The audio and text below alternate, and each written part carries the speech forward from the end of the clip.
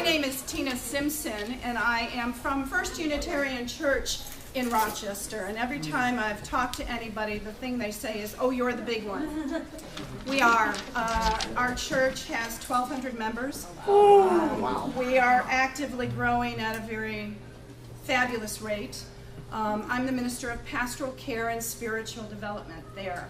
And so what I'm here to talk to you today is about how to create a robust and engaging spiritual growth, spiritual formation, spiritual leadership program.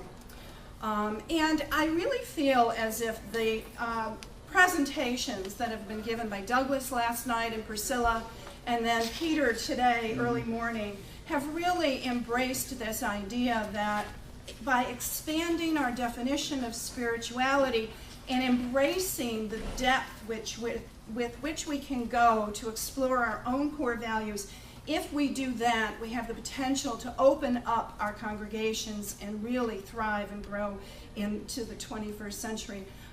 It's, I think, part of the reason why we are growing at the rate that we're growing. So I encourage you to think about it in a different capacity. Now, to do that, I think the first thing I wanted to do was really give you an opportunity to have a visual perspective of our belief spectrum. So that's what we're going to do right now. Now, you may have done this before. It's called the belief spectrum exercise. And I'm going to make a statement. And for those of you that are feeling like you want to get up, you can. If you don't, you don't have to. We're going to create a continuum in the room. Now, there's no way that we're going to make one line because there's quite a few of us. So what we're going to do is any place that you want to stand, on the sides, in the middle, okay? But you're going to place yourself on the belief continuum based on your own belief. Okay? So here we go. Up here toward the front of the room, I have been a UU for less than a year. All the way to the back, I've been a UU for more than 20 years. All right, next question. I am a theist. I am an agnostic. I am an atheist or a non-theist. Find your spot. I need the definition. You want to add the definition? An agnostic means there's absolutely no way to know. A theist or an atheist is there is no God. And a theist is, I believe that there's a God, some force, something. The universe has concern for human beings. The universe is indifferent. I got the last one. I am religious. I am spiritual. Where do you find yourself? I am religious. I am spiritual. So, one of the things that I'm going to do today is talk about the types of spiritual leadership programs that have been extremely successful for First Unitarian. Can everyone hear me, or do you need me to use a mic? Okay. But I guess what I want to do is sort of frame the whole conversation. Because in order to do this work, we have to do a few things. And that's on my first page. I think some of the first things we need to do is be bold with the programs and the kinds of activities that we offer in our congregations. Jump into the conversation. The kind of exercise we just had is exactly what needs to happen in order for people to go deep into their own core heart and understand why that they are in this room. So be bold with that. Don't apologize for trying to embrace a sense of spirituality that has meaning to us. I think it's important also in the same breath. In fact, I would have put this on one bullet if I had enough room on the PowerPoint, but I'm not that good at PowerPoint. You have to be absolutely inclusive. I think it's important to remember that the conversation of humanist versus spiritual stops us from growing.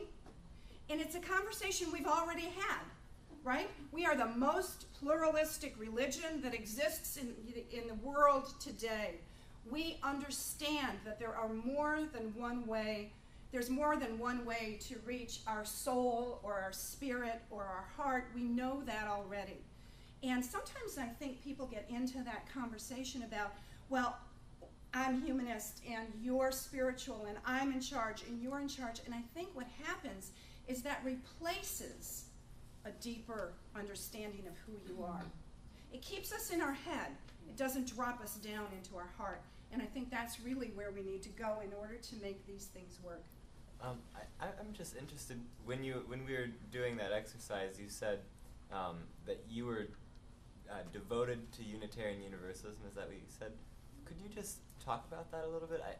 What do you mean by that exactly? I am, it's important to me as a person that Unitarian Universalism continues on for generations to come. I'm devoted to making sure that we are a vibrant religious community because I believe lots of people need us. People walk in our door and they're absolutely hungry for connection to each other and to their deepest self. So my devotion to that is really that 25 years ago when I walked in the door, there were people there for me. 25 years from now, I'll probably be, 85. I'll be close to not here anymore, but I want to make sure that in 30 years, see, I didn't say dead already. I want to make sure in 30 years, when I'm gone, that Unitarian Universalism continues on in the way that it needs to evolve. I don't know what it'll look like, but I know that it'll have some of the core values that we hold so very important to us. So for me, that's what it means. I put my time there, I put my money there, I put my energy there, and that's my devotion. So, I think the conversation that needs to happen is not this or that, but the conversation that needs to happen is we are all Unitarian Universalists. How do we know our deepest selves? How do we make a change in the world? Because I think it was Douglas last night that said, you have to give it away.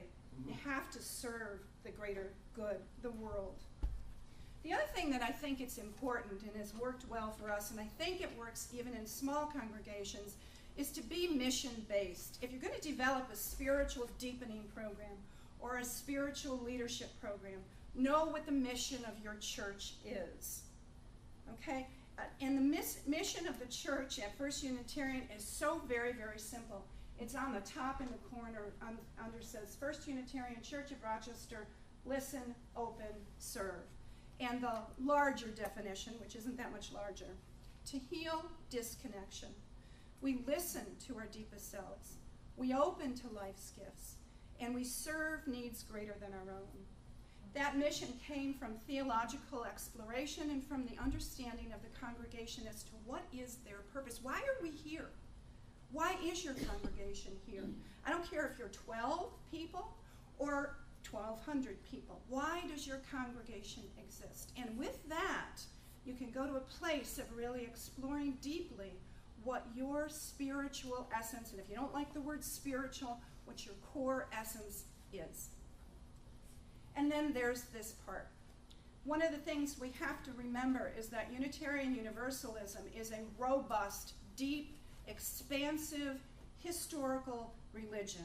Don't apologize for it. People call us New Age, right? They call us, oh, you're the ones that can believe anything you want. I like that one. But we're not. We have a UU theology, a history. We have some fabulous folks that have informed us over the years. If you're doing a spiritual leadership or spiritual formation program, make it rooted in UU theology. It doesn't have to be exclusive, because remember, we have our sources, and our sources expand out to other religions, but don't make a spiritual deepening program based on the world religions, unless you've got something in there that roots it in Unitarian Universalism. Why do you say that? Why do you say that? Because what happens, I think, for folks is that they feel they can come to our congregations and they can, enjoy the social justice, they can be involved in the community, in the fellowship, but if they want spiritual deepening, they feel like they have to go somewhere else. Yeah.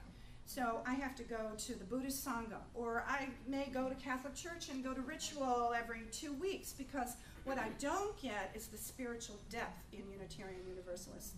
So we need to make sure that we give them that opportunity.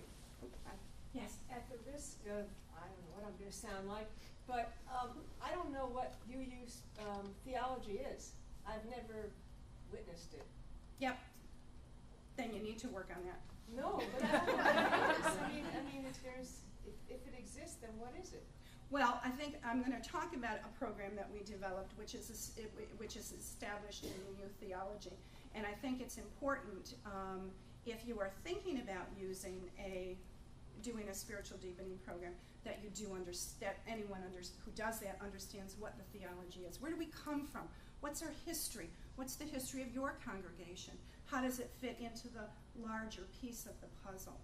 So in 2 sentences, I can't give you there's Unitarian and how we evolved from there. There's Universalism and how we evolved from that theology. But that's something that we need to know. Right, and I think if I can sort of piggyback off that, I think when you said not based on other world religions, not like, a quick overview of, there's this religion, that religion, that religion. I mean, you use some draws from all sorts of religions, but it's also, it's about spirituality. So it's about a lot more than just, let's explore a little bit, but not go deep. Right. So. Right. And I think there is an opportunity to go deep in Unitarian Universalism based on our principles, based on our sources, and based on our theology. When people come into First Unitarian Church, one of the first things we do is invite them to a program, and I'm not going to talk about this in too much detail today, called Starting Point. And Starting Point is 2, 4, 6, 8 hours. And it's a courting. It's courting them, they're courting us. It's to see if this is really the denomination that they need to be in. And a lot of that is the history of our church, but also we do an exploration of what does Unitarian Universalism really mean. We go into the history, we talk about it in detail, and people will either get excited about that or they'll say, no, this isn't for me. And that's fine too. That's their discernment time. So I think it's important that we own our history, we own our theology, and we make it available to the people in our community. So I'm not sure I answered your question, like what is it? But it certainly is available to find out. At what point do you offer it? We invite people when folks visit us, we offer them, the first thing we offer is what's called UU 101, which is just here we are, this is who we are, it's about an hour long, we offer it every week. And then we have Starting Point programs every month, so we see lots of visitors. So you can pop into a Starting Point every month, and so they're not members, they're courting us. They're looking to see if they're interested in becoming members or becoming part of the community. That's when they go into that. Okay? I love that you're all stopping me and asking questions. That's really good. All right, so let's talk about this in a little bit of detail. Now, at First Unitarian, we have a history of being a social justice humanist congregation. Our minister emeritus, Dick Gilbert, who is a fabulous person, had a bent in that direction, much more so than in the direction of spirituality. He's shifting, by the way, if you pick up any of his books. And we had that conversation today. But when our our current ministers, Scott Taylor and Karen Anderson, came to First Unitarian and Jen Crow, they recognized and understood that the congregation was looking for ways to go deeper. And what happened is that at the time they started, there were 2 programs that kind of grew up side by side. One is called Soul Matters, and the other is called UU Wellspring. Soul Matters, and I'm going to give you the details about Soul Matters. Soul Matters follows monthly worship themes, and it is a small group ministry that's available to all individuals. Now, here's some of the things that we learned. The first thing you do when you start any kind of spiritual formation or spiritual deepening program is that you run a pilot. We ran pilots on both of these programs. And you do that to stack the deck, okay? You want a group of people that are engaged in your congregation, that would be excited to go into the questions that we all sort of touched briefly as we stood around the room. And you want them to be committed. Doesn't mean they have to agree with everything that's going around, but committed to the community, willing to go deep, and significant members of the congregation, okay? And these are both covenant groups. They both started out as pilots. And the other thing that's important in covenant groups is that they have a covenant among themselves as to how they will engage in conversations, exploration, and looking at deep questions that come to all of us as Unitarian Universalists.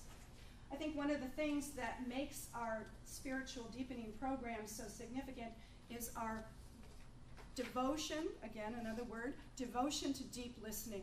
Now, deep listening is listening in a way that allows the individual to go deeper into their own understanding of their core self, their core values. It's not a discussion, it's not a debate. I don't have to convince you that my way is right. All I have to do is say, this means something to me. This is touching me deeply. Or there's been plenty of times I've led a group where someone says, I hate this topic. This is a bunch of hooey. It's making me crazy. Both are legitimate. Both get you to a place that helps you understand. But I don't have to convince that person who thinks the monthly topic is a bunch of hooey that he or she is wrong. All I have to do as facilitator is make room for that person to understand what they feel and room for the rest of the people in that group to listen. We have a saying in our small groups, in fact, it becomes sort of a mantra: no fixing, no saving, no setting each other straight. And we're really, at first when you start these groups, people are kind of uncomfortable with that way of listening. But then after a while, it becomes such a reinforcing way to allow people the comfort. One of the things we also say is that the soul is shy. Okay, so it's not a matter of you come into a room and you bring your core self, that authentic place, that soul, that spirit, whatever you call it, you bring it with you. But how often do you let it out? And if everybody is yelling at everybody else, well, are you going to let it out at all? So our small group ministries allow the shy soul to sort of peek out. And when they feel comfortable, it comes out and blossoms and grows. Deep listening makes that happen. All right, so the two programs that began sort of independent of one another at First Unitarian were similar up until we got to deep listening. And then they shift a little bit. They're a little different. Soul Matters follows our monthly worship theme. Every month we have a worship theme, and all the sermons are based on that theme.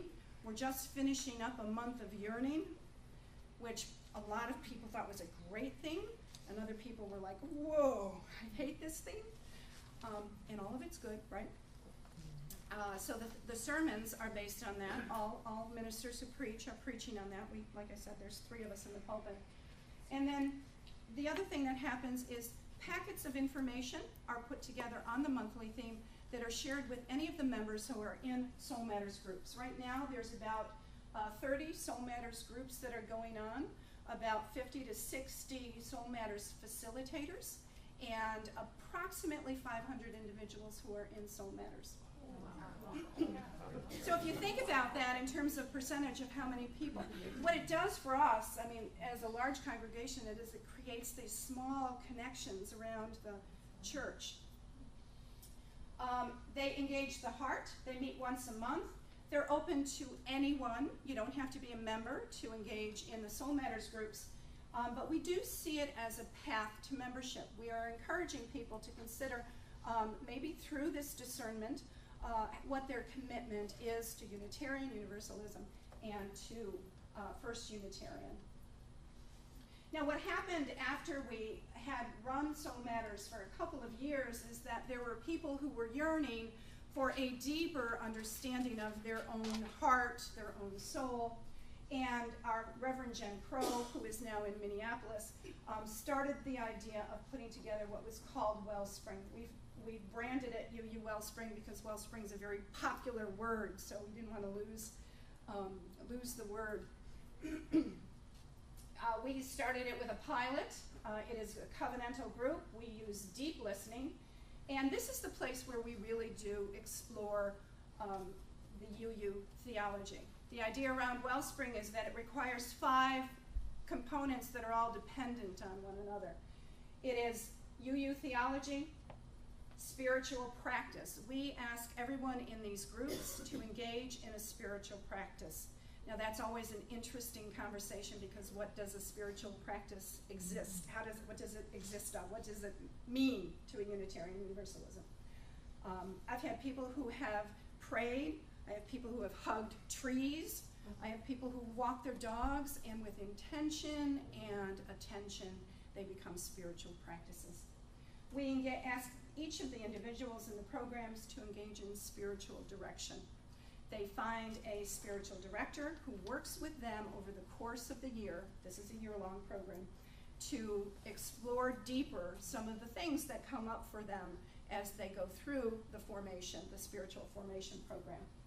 We also require what's called faith in action, which is when you're having a spiritual exploration. If you don't give it away, it becomes a self-serving kind of experience. So how do you serve the world? What does it call you to do in the wider world?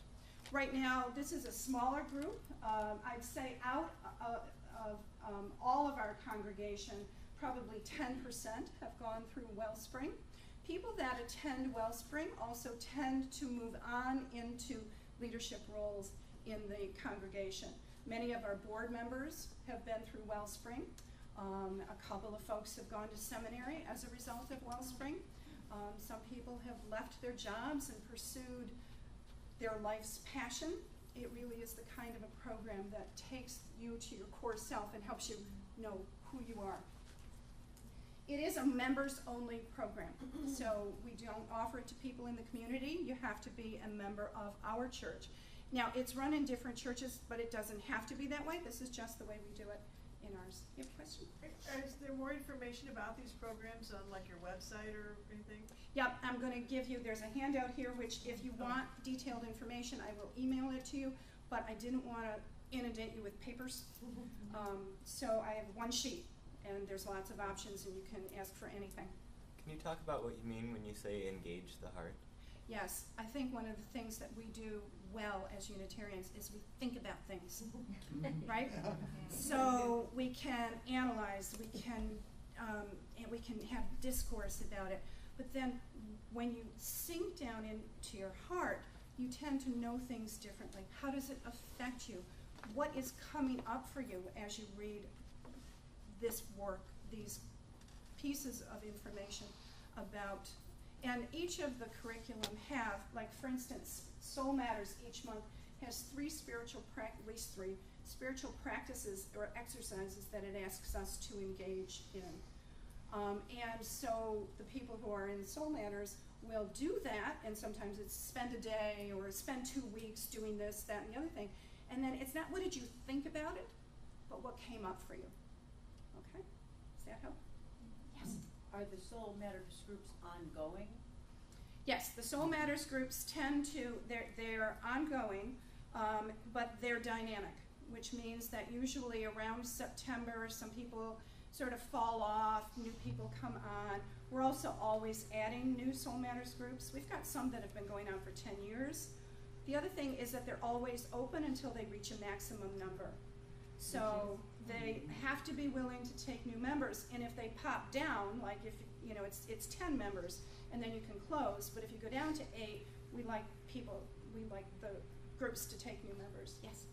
Now, are either of those based around, whether somebody feels called to Buddhism or paganism or whatever, or are those separate groups that meet like on a Tuesday night at 7:30 or something? We have in our adult spiritual development program, we have the small group ministries, which are these. We do have some crossovers. There's a lot of discussion about transcendentalism, Buddhism, humanism. That's the history and theology of UU comes from those places in the Wellspring program. We have one crossover group which is called the Chalice and the Lotus, which is a Soul Matters group that follows the monthly themes from a Buddhist perspective. We also have probably about, and I realize that we're large, so and I know you're all looking at me like, how do you do all this? And why do you get to? We have several spiritual practice opportunities at the church, so we have Tai Chi, Qigong, meditation, Vipassana. So if people are in this program and they also want to go to a meditation program, it's available to them. In addition to that, we have discussion groups, and we have groups for folks that are less inclined to spiritual depth and more inclined to information. We have a Bible study group run by a professor at the University of Rochester, and she's fabulous. And the Bible study is really the historical perspective of the Bible. Just a thought about the word faith.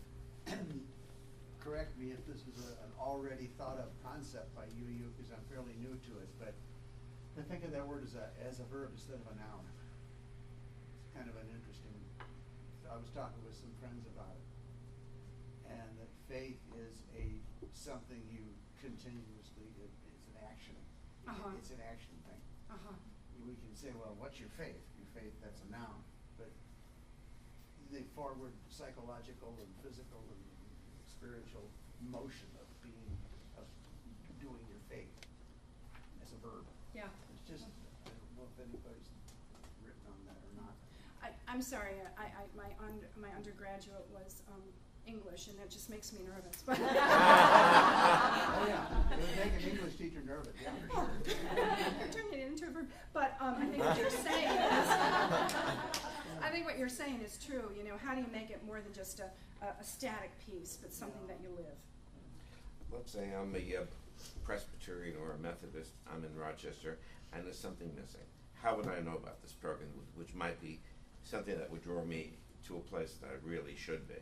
All right, so here at First Unitarian, one of the things we do is the website is buzzy. We're on Facebook 4 times a day. People bring each other in. So I think that what we count on in our size really is word of mouth that people are bringing. Evangelism is not a bad word. It's not a dirty word in our congregation.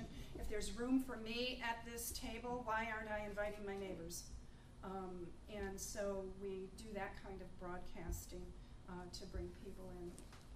Have any smaller congregations taken this piece and made it work in a very small congregation? Yes, I'm going to talk about that in a few minutes. I want to take you, how long did we go? 3 to 4:15.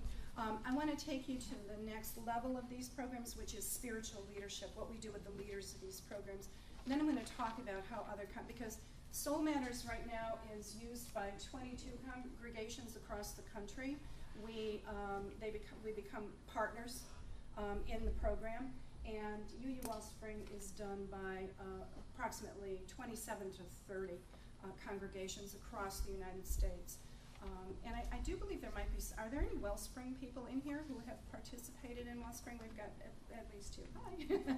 So, and I know there's some folks from the Ohio area too that have participated, so I'll be happy to answer how that happens and how you can access it.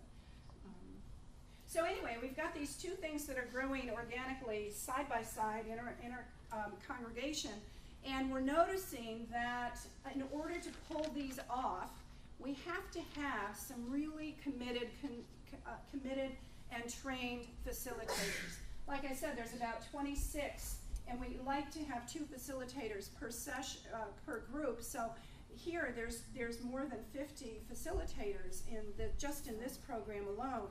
Here we're a little tighter. We've probably got about 6 facilitators because it just takes a little bit more to run this program. This is an every other week program, and there's actually 3 years of curriculum. Ultimately, when we're done, there'll be 5 years of curriculum written on that program.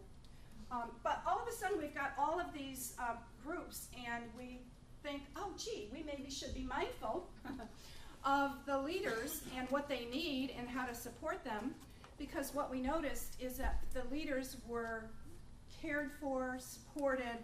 They would, in fact, create healthy groups.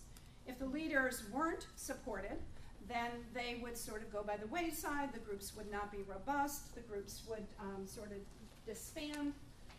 So right now, what we've done, and this started probably in 2008, is that we have identified anyone who facilitates a small group as a spiritual leader of the community.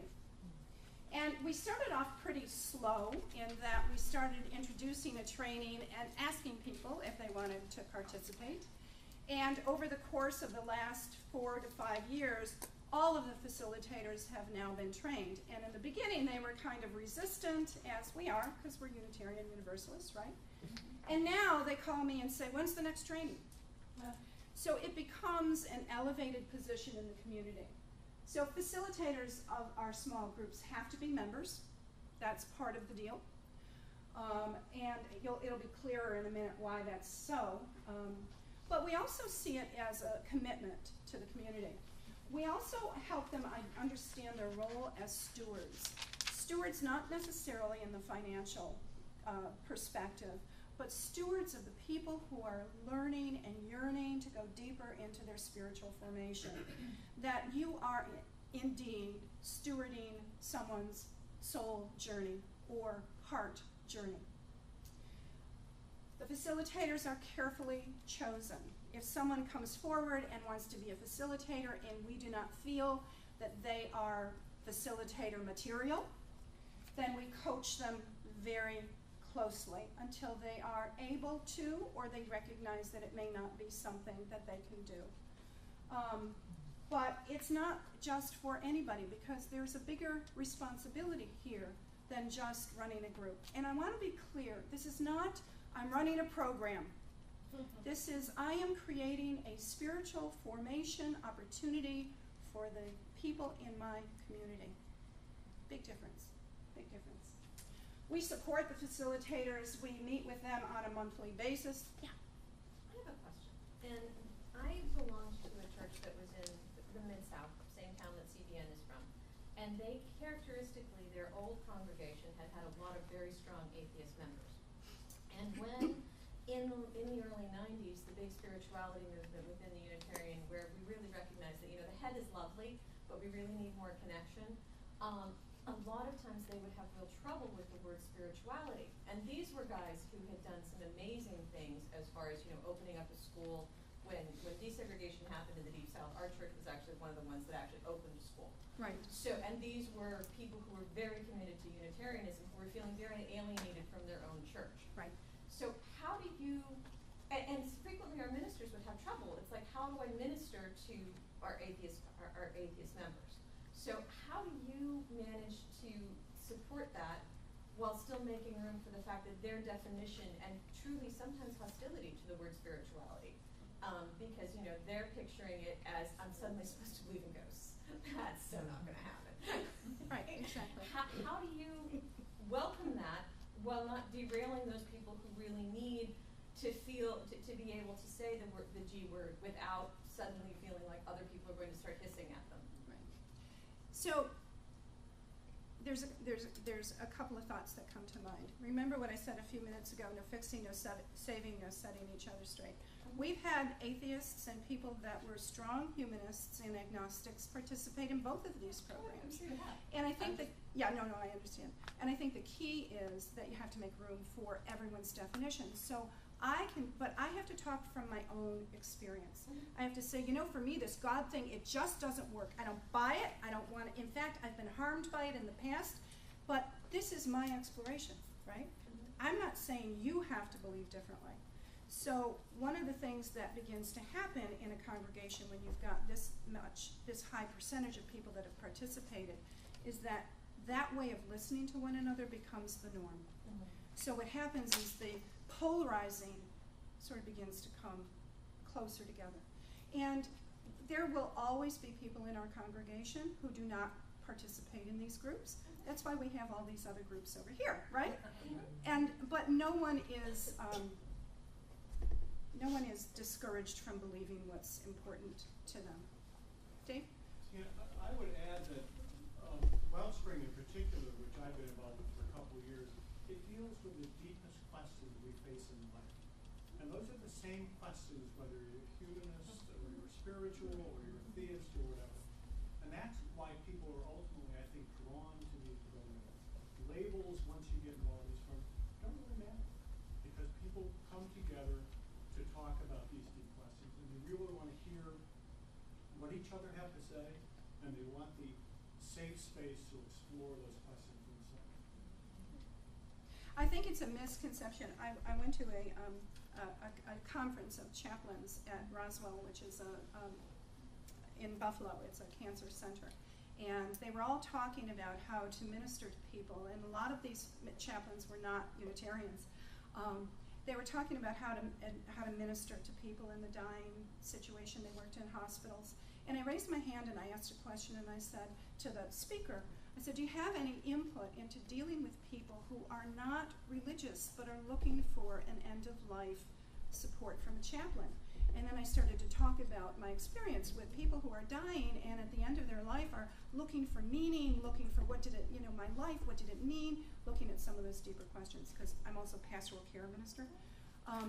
And after the break, there were like 40 people coming over to talk to me, because I think it's a misconception that we don't all think about those deep questions, and sometimes during crisis in our lives. And if you only have the God language, then how do you give a person the opportunity to have that deep understanding of themselves?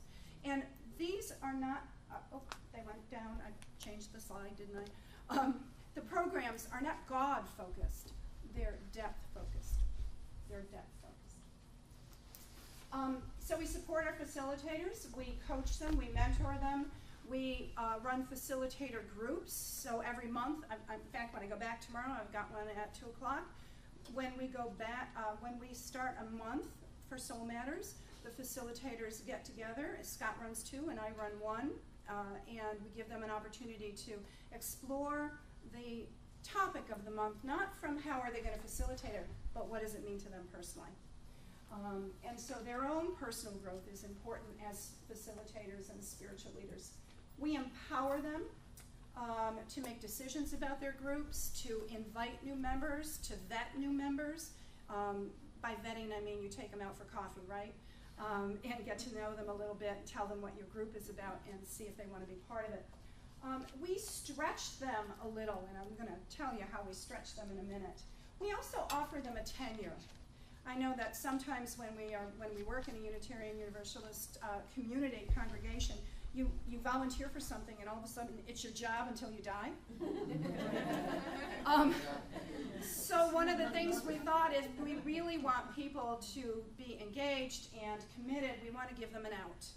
So we usually give them a tenure of 2 years, and if they want to re-up, no problem, they can re-up, but they can also roll out. What that means is we have to have a cadre of people that are ready to move into those positions as well. Scott and I often start a new group and then find facilitators that we coach and then move them into the facilitator role. We also help people know what their next step is. If I'm a facilitator and a spiritual leader in my community, what is my next step in what ministry is going to call me next? And sometimes after people have gone into this depth kind of ministry, they want to go out and do social action. Or sometimes people just want to sing and be part of the choir.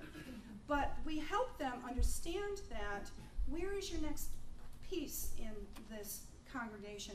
What are you called to do as a result of what you know now? Maybe it's pastoral care.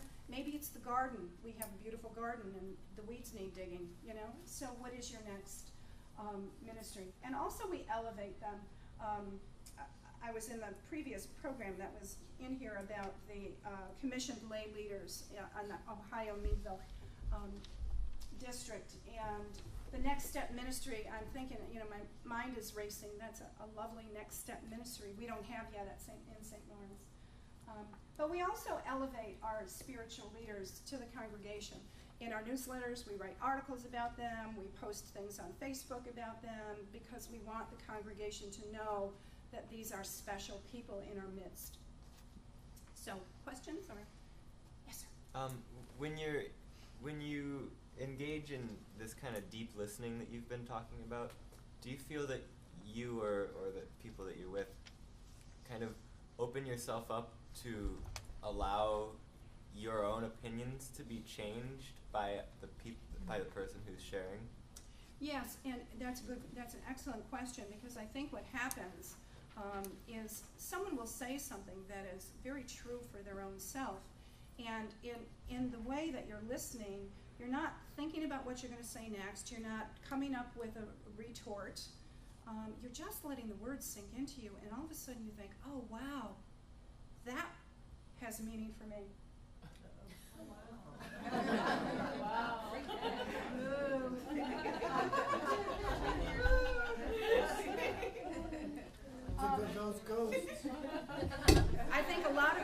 I think a lot of people are changed by being in the presence of other folks and hearing their own lived experiences. I think we are more changed that way than when we try to convince each other that our opinion is better than theirs. That's a good way to put it. Thank you. Yes? This is kind of a weird question, but I've been in UU for my whole adult life, about 40 years, and I've been in various congregations. And I'm just wondering how much you've seen or what's the response when either a member of a small group like this or one of the leaders has, let's say, their own. We have a lot of emotional and quirky people in this. Absolutely. And so if you're in a group or you're leading a group and your own emotional vulnerability or quirkiness or sickness or whatever starts to color the group, how is that dealt with or monitored? No, that's actually an excellent question. One of the things to remember is our folks are coached, supported, trained, and we keep track of them. So one of the things that I think is significant is that there's an open conduit to one of the ministers at all times, and we also tend to know when someone is going through some difficulty. That said, we have had group members come up and say, I'm really worried about Sally. And I just made that name up, so don't go back to my congregation and say Sally. We're really worried about Sally. And that's a clue for me to go in and say, can I help you? And coach and support. Remember, these leaders are still our members. So part of the covenant, too, each group has a covenant. We have a suggested covenant for Soul Matters and suggested covenant for Wellspring. But part of that covenant is that they care for each other, and when an issue comes up, they bring the issue to the ministers. Because you're right, sometimes people's own stuff gets in the way. So they have to have support in that. Do the facilitators participate in a group, or do they sort of hold back their own things and just facilitate? When we train our facilitators, one of the things that we use, what we talk about is judicious participation. That you can't just sit there and not participate at all, but if you have some things this is bringing up for you, remember you have your facilitators group. That's where you bring up the stuff that's really churning up, like let's say for instance the topic of yearning brought up this whole thing in a member who's a facilitator about their relationship and whether they should be looking to separate, and all this stuff comes up. Your Soul Matters group, your facilitators group, is where you would bring that up.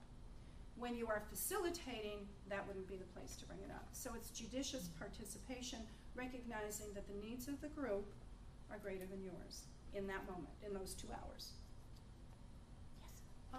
If a church is wanting to get started with these groups, would you recommend starting one or the other first and then moving on to like Soul Matters, maybe getting that going and then, or vice versa, or? Yeah, let me talk about that, because I think that's, I can tell that's where a lot of us are going, and that's, I just want to spend a second on this and then I'll answer that question. Sure. When I said we stretched people, we stretched our leaders, okay, so you're facilitating and spiritually nurturing, midwifing the souls of our congregation. Well, while you're at it, oh, that's not the, sorry. That's interesting. While you're at it, would your group be willing to volunteer to be the caring connection? What we found was that we had a whole bunch of people that needed care, but not a huge group of volunteers. You would think in our church we would have a huge group of volunteers, but people don't want to make a commitment to make meals forever, right? So what we've done is we've matched we've asked Soul Matters groups to volunteer to take 1 month of the Caring Connection. That means whoever comes up during that month in the congregation who needs help, that group will take care of that person or persons, with whether it's rides or meals or whatever else comes up. They help with memorial receptions, and it's worked beautifully. It's just given us a whole bunch of new volunteers, and it gives the groups a sense that they are being part of a caring church. We also ask our facilitators to engage in the annual budget drive. We ask them to ask for money from other members in the congregation. We ask them to be stewards in the group, to talk about why giving to the church is important. So now you can see why it's important that they're members. And testimonies. What does this church mean to me? What has it done to me? That's been great because we're so big. That gives us an opportunity to have a personal connection to all of the people around the budget drive. We now have a deaf inclusion ministry. If you're from Rochester, which I don't see anybody who is, but we have a huge deaf population, and they started coming to our church, and we didn't have we didn't have sign, we didn't have things that would help them be part of the community, and so we decided to create a deaf inclusion ministry. And what we did with this ministry, this is the first one where we started from scratch. The individuals that were deaf who wanted to be leading this activity or this engagement of inclusion, we trained them as spiritual leaders. So we started from the beginning. And it's been a fabulous opportunity for them to grow and then to teach us. So the bridge that's happened with that has been a learning experience for all of us. So we're happy about that. All right. Taking the show on the road. One of the things we felt is, okay, we've got the resources and capacity to create all this stuff, and then it goes on the shelf, right? You can't bring all this stuff back next year because the congregation will say, well, we went and did this last year, Tina. So we've created something called the Soul Matters Partnership Program. It shares monthly materials with 22 churches in the U.S. right now. And it can be done a variety of ways, and these are Scott's words. I'm going to try to describe them. In time means that your church is following the monthly themes the same as our church. So if this is our month of yearning, it's your month of yearning. Next month is imagination. Your month is imagination. Half in time. That means you take half of our monthly themes and you decide we're going to do these in our congregation. The rest of the time we're going to do something else. And then we've got Not in Sync. We've got about 8 years of archives of this material, which is available. You can go through the archives and you can say, oh, these topics are really interesting to our community, and we will take advantage of those.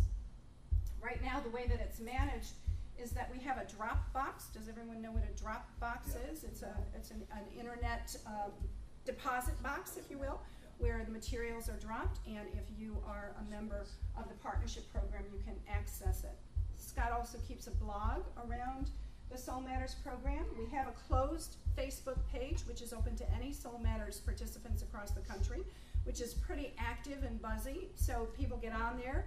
And it's not just for facilitators, it's for anybody who's in Soul Matters. So they're posting videos, they're posting thoughts about the monthly theme.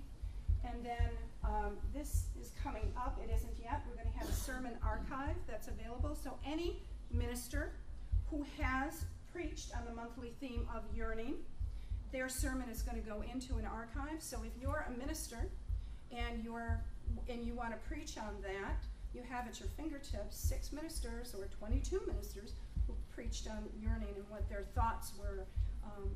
If you're preaching, it's sometimes hard to go and gather what the different ministers are saying about different topics. So this is a packet, not to be used, but as resources. Is that available to, we're lay-led congregations, so would we be able to have access to that? Yes. So one of the things, I'm looking for my, now one of the things to know is that the partnership isn't free. And that's an important piece. When I get to talking about Wellspring, I'll talk about the fact that Wellspring is almost entirely put together by volunteers at this point. To be part of the Soul Matters Partnership Program, The initial buy-in is $750. That's to buy into the program and set you up and put you on, help you understand how to run it. It's one-on-one mentoring with Scott. It can be done in a congregation with a minister. It can be done in congregations without ministers.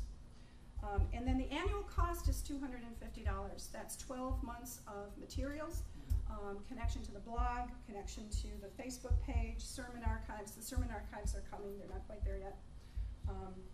So it's, for $250, even for a small congregation, it doesn't seem like an unreasonable amount of money. Yes? Quick word of caution though, if you do choose to put Dropbox in your computer, it can potentially interfere with some other applications. On my system, it was interfering with some of my photographic applications. It comes from outer space. They'll send the stuff to outer space. It comes from outer space back to your computer. Right, it's in the cloud. Yeah. Yeah. So that's the partnership program, and I have, like I said, I have a handout, and I want to make sure that you can have access to any of the materials that you might need that would connect you to the program. UU Wellspring. UU Wellspring is in 27 churches. I wrote that, and I forgot to count the ones in Rochester, so it makes it 30. It's a year-long program, and the individuals meet every other week or twice a month, depending on how the church sees it. We have, the first year involves a retreat, and what we do is we come to support the retreat in your congregation. So one of the volunteer ministers, we now have an advisory board, and the advisory board is across the country. Dave Monroe is on our advisory board. And our advisory board will come to the congregation and do the retreat for you and help you get ready to put Wellspring on. There's 3 plus years of evergreen curriculum, and evergreen means that we redo the curriculum every year. It's not entirely redone, but it's based on sermons that are written, articles that are written, so we want to make sure that the material doesn't get stale. So what we do is every summer we review all of the curriculum and make sure our links work, and if there's anything else out there that seems better, or if we've gotten feedback from our congregations, we upgrade the curriculum that way. The curriculum is right now Wellspring 1, or UU Wellspring, which is the first year. The second year is Deep Questions, and what that is the deep questions that we all wrestle with, and we dovetail those with the principles, the 7 principles, and we intersperse the sources in that as well. So that engages a lot of our theology in that as well. The third year of UU Wellspring is all spiritual practice, and we've just piloted that. There's 3 congregations in the country that are piloting that this year. We're getting some really positive responses around that curriculum. The next one is that I'm writing, actually, with my colleagues, is Journey of the UU Soul, Spiritual Direction for Unitarian Universalists, and that should be finished and ready to pilot in September. And the last one will be Faith in Action, which is how do we bring, once we go deep, how do we bring it out into the world? What the program includes is the retreat support for year 1. We mentor one-on-one with our facilitators across the country. We have quarterly conference calls with groups of people groups of churches that are actually engaged in Wellspring, and we have a website and networking. Our website is under construction, so the old website doesn't have a lot of new stuff on it, but the new website should be coming up soon. Yeah, I had a question with your, now that you have 3 years and we'll have a couple more, are they meant to go in order, or could it be done in any order? Yeah, good question. With UU Wellspring, you have to go through UU Wellspring 1 first, right. Sort of like 101, right? And then from then on, you can choose any of the advanced curriculum that your congregation is interested in, or has a core group that's interested in. Because with some of our smaller congregations, they run Wellspring 1 for maybe 2 or 3 years before they get enough people interested to do the advanced curriculum. And one of the things we haven't been, we have varying degrees of sizes from 150 to very large congregations. What we haven't been able to do is really tap into those really small congregations with Wellspring. And the advisory board, we've been talking about that we really want to make that available. Over the course of the 8 years, I have been the administrator of Wellspring, which means I do all the spreadsheets. Over the course of the 8 years, we had 2 years of grants from the UUA, but the rest of the time it's all been volunteer hours and developing the curriculum. And the First Unitarian, it's a program of First U, but it's not written by the ministers. It's written by Jen Crow, who used to be our minister, and then volunteers. The cost of this is $1,250 for the first year. That involves all of the materials, the mentoring, the conference calls, the access to the closed website, and it involves us coming to do your retreat. And after that, there's a membership fee of $400 for any of the subsequent curriculum that you use, and access to evergreen curriculum so that you know that what you've got is relevant and new. So, questions? That was kind of a fast rundown. Dave? Keith, you might want to mention the congregations who've done this together as well. Right. Some of the smaller congregations have formed groups where they get together and share the retreat, and in that case the price goes down so that it makes it more affordable. If you have one retreat leader and 2 or 3 congregations come together, then the cost of the program comes down. And some groups, like this year coming, we're going to take the folks at the Canandaigua Church, because we have a partnership with them, First Unitarian does, and we're going to bring the Canandaigua Church into the Rochester Church together to do a collaborative wellspring between the 2 of us. Okay, let's say I'm in central Pennsylvania, nowhere near Rochester, and it ain't easy to get there from Rochester. Could you do that with a group that's in the middle of some other where? Yeah. Okay. Yeah, I mean, we fly to wherever we can, and then we drive. You know, we realized that, you know, we were on the coast of in New Jersey just before Sandy last year. And it took a bit of flying from here to there to. So. I was wondering what you were saying about the shared with the churches. Could you do that? So obviously with Wellspring, you know, sharing the retreat, but I mean, could you do that with the other one, Soul Matters, as well? You know, if you meet at one church one month, one church another month, you know? You know what? I think anything is up for conversation. I think the one thing that we feel very strongly about is that this is the way we've put it together, but we really want people to take advantage of it. So if you have, you know, gee, I'd like to do it in 2 churches, or we'd like to share, have a conversation, because I think that's the most important piece, is that we've done these resources, we need to give them away. We can't give them away for nothing because it costs us, but you know, as much as we can make allowances. Yes? This is so wonderful, and I've taken extensive notes on all this, and then it got to the price. There are only 26 members in my congregation. Right. There's no way we can afford to do this. Okay, so here's a couple of things we've been talking about in our advisory board for Wellspring. Is that we're going to start. I may be speaking out of turn, but you know, I think we're either going to incorporate into a nonprofit organization, or we might affiliate with the UUA. But we're going to start fundraising, and one of the things that we want in our fundraising is for people to sort of sponsor a small church. You know, so if we could get like and we have hundreds and hundreds of people across the country whose lives have been changed by Wellspring. And if we could, in fact, tap into their generosity and say, the church in wherever you're from really wants to do Wellspring, let's sponsor them, then we'd be able to offer that. Now, when the UUA has offered us grants, we've been able to say we can do 10 churches, and those are great years because then we get lots of takers, but you know, they don't have infinite funds to bring it to everybody either. But you know, I'm hoping. The other thing to know is that churches have been very creative about how they've been able to pay for it. Even a large church in Portland charged their participants to go to Wellspring, which was an interesting way to do it. And some churches paid half, and participants paid half. So it's, you know, if you think, gee, this would be great, talk to us. That makes the big difference. Yes? No company. Yeah, but we only have 6 members. Okay, we are brand new. Well, 2 years. And, you know,